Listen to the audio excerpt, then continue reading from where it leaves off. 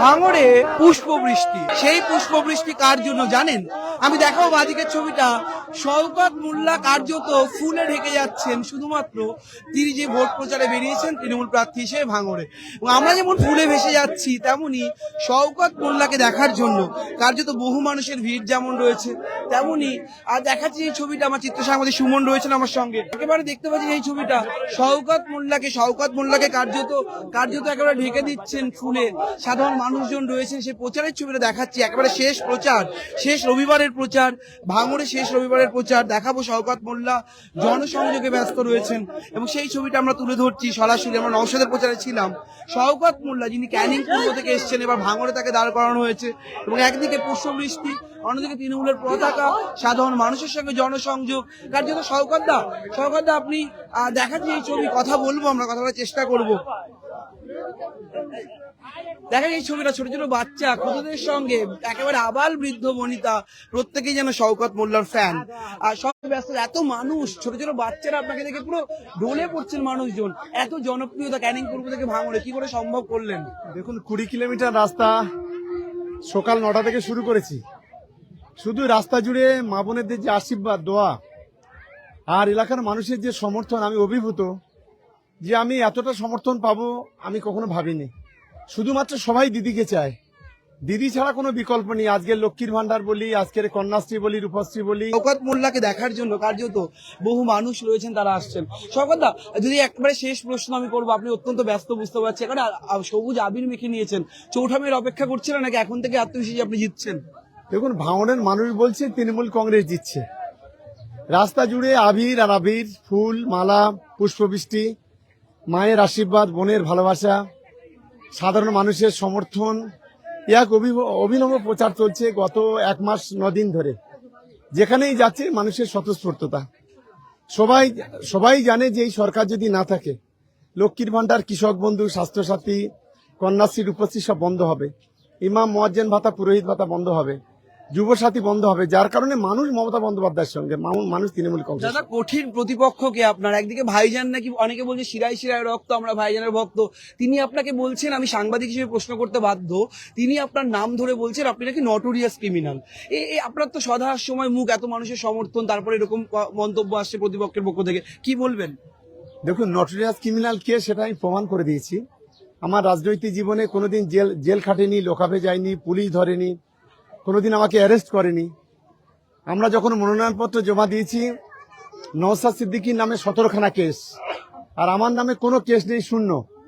Naushad সিদ্দিকীর মার্ডারের case আছে, হাম মার্ডারের case আছে, ঘর জ্বালানোর কেস আছে। কে নটোরিয়াস ক্রিমিনাল এবার মানুষ প্রমাণ করবে। গোটা ভাঙড় কেন, গোটা বাংলা বলছে বাংলার মধ্যে সবচেয়ে বড় নটোরিয়াস ক্রিমিনাল যদি থাকে, একটা অসভ্য মানুষ যদি থাকে, সে হচ্ছে নওশাদ সিদ্দিকী, মিথ্যাবাদী দালাল।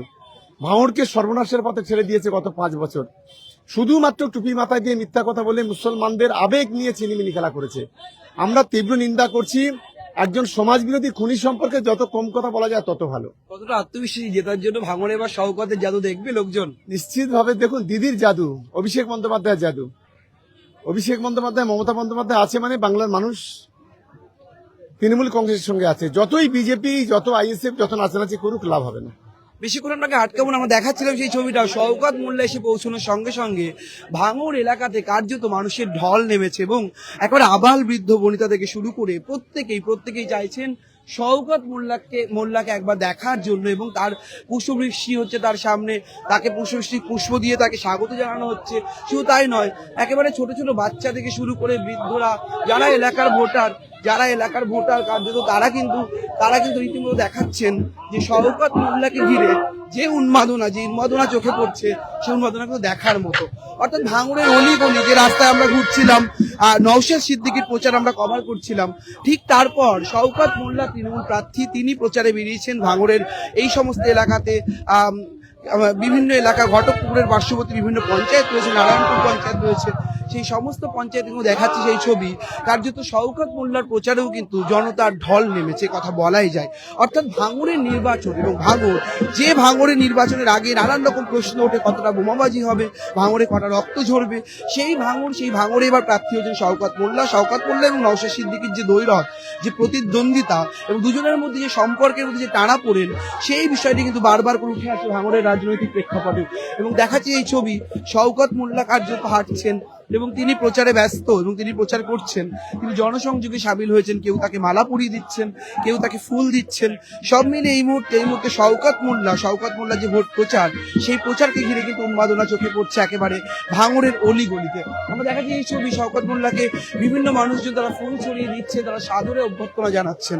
ঠিক অন্যদিকে নওশাদ সিদ্দিকীর প্রচার, যে বাইক র্যালি আমরা কভার করছিলাম, সেখানেও প্রায় একই ছবি। অর্থাৎ ভাঙড়ে কার্যত ভোটের যে উত্তাপ, ভোটের যে পারদ, তা কিন্তু একেবারে 29 তারিখের আগে যে শেষ রবিবারের প্রচার, অর্থাৎ আগামীকাল সোমবার প্রচার কিন্তু বিকেল পর্যন্ত চলবে, 5টা পর্যন্ত চলার কথা নির্বাচন বিধি অনুযায়ী।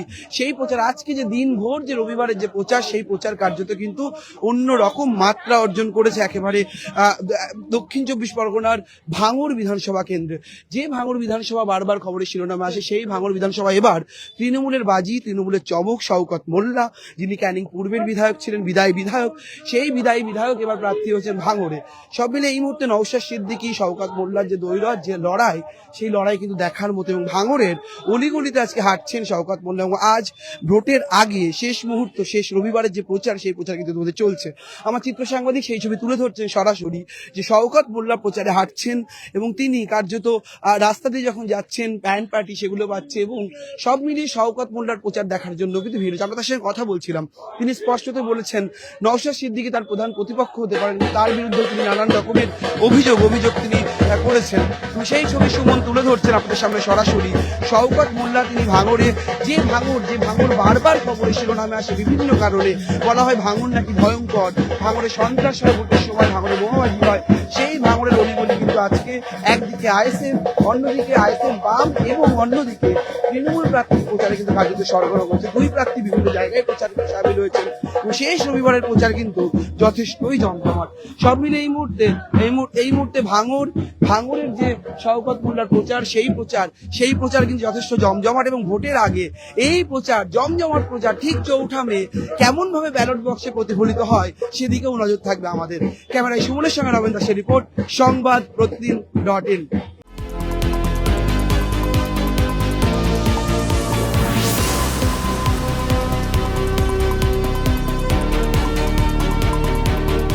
ভাই ভোটের লড়াই এই এখানেই দেখবো।